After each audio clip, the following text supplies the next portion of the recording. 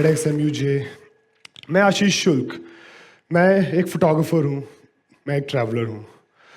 मेरे पिताजी भारतीय वायुसेना में कार्यरत हैं। मेरा जन्म बॉम्बे में हुआ था, तो बचपन से मैं उनके साथ घूम रहा हूँ, जा रहा हूँ जगह जगह, शहर दर शहर। तो कुछ यादें भी जमा होती गई उसके साथ। तो एक धुंधली सी याद है, मैं उनके साथ बजाज सुपर स्कूटर में जा रहा था एक दिन। तो आगे ट्रैफिक जैम था, रेड लाइट, तो साइड से डाइवर्जन था।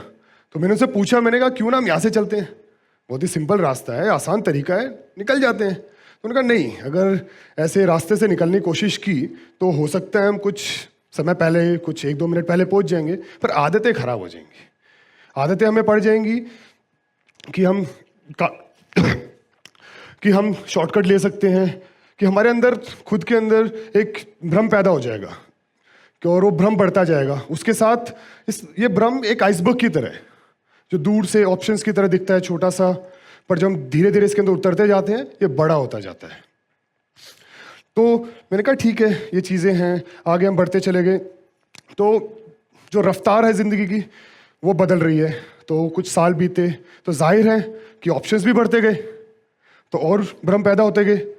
तो हमने देखा कि आजकल क्या हो रहा है ना, कि हम देखते हैं कि ये ऑप्शन बढ़िया है, कि ये ऑप्शन बढ़िया है, पर वो है छोटे छोटे टिप ऑफ आइसबर्ग्स। तो हम तो ऊपर खड़े हैं, तो हमें दिख रहा हो छोटा सा है, बहुत बेहतरीन है, खूबसूरत लग रहा है, पर वो 90% तो पानी के अंदर है, ऊपर है सिर्फ 10% जो हमें दिखता है, क्योंकि हम वहाँ पे नहीं है। और हम जब जाना स्टार्ट करते हैं वहाँ पे, तो होता क्या है, हम खुद डूबते जाते हैं, क्योंकि हम फिर आइसबर्ग बनते हैं पानी के अंदर। और जितना करीब जाते हैं और उसके साथ साथ क्या होता है, हम बड़े होते जाते हैं, क्योंकि मेहनत लगती है। तो जो आखिरी जो स्टेप होता है, दूर से बहुत बड़ा हो, पर असल में वो एक छोटा सा कदम है, और जितना पास जाएंगे उतना वो रेशो बढ़ता चला जाता है।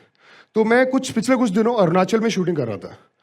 तो एक मैंने पुल की तस्वीरें देखी थी कुछ, तो उसके अंदर मैं सोच रहा था, मैंने कहा ये बहुत बेहतरीन है। तो वो कुछ 20 साल पुराना पुल है।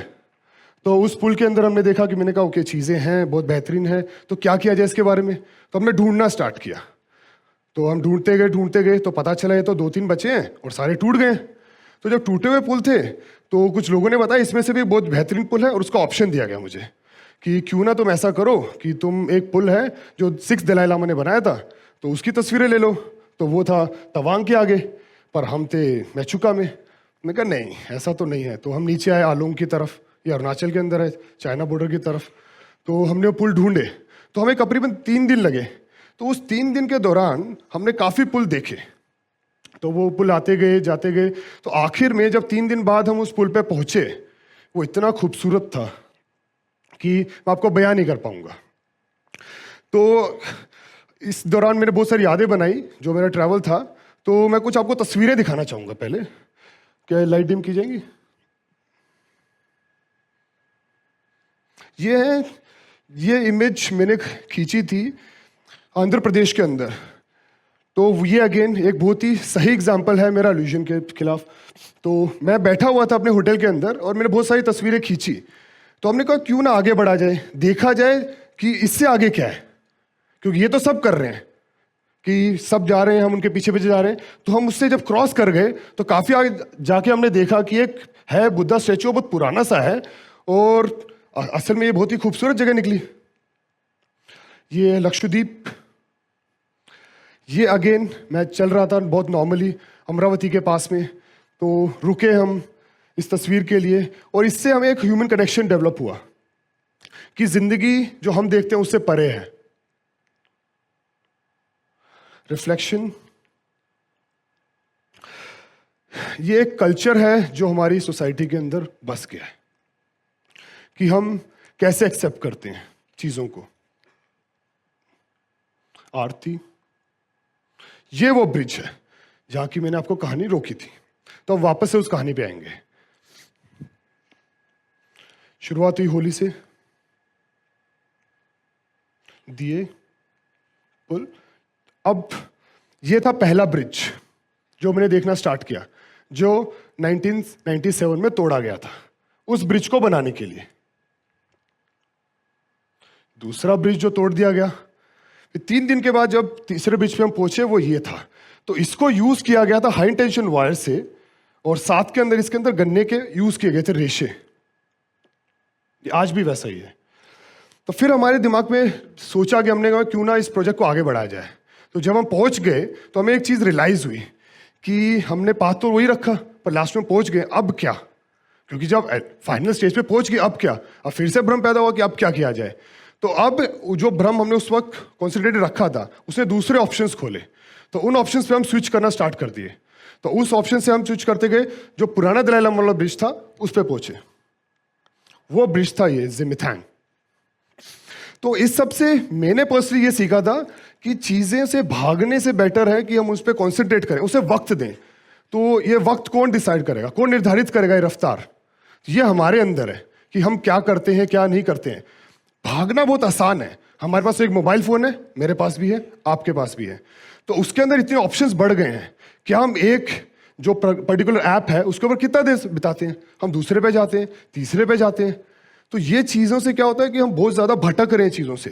तो हमारे लिए भागना बहुत सिंपल हो गया है। अगर आप इन चीज़ों को बंद करें कुछ देर के लिए, एक ऐप के ऊपर रहें या एक चीज़ पे रहें, तो उसके अंदर आप उस चीज़ को अचीव करोगे।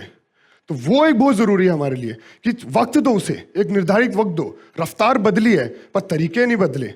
चीज़ें आज भी वही हैं, आज भी समाज वैसा ही है।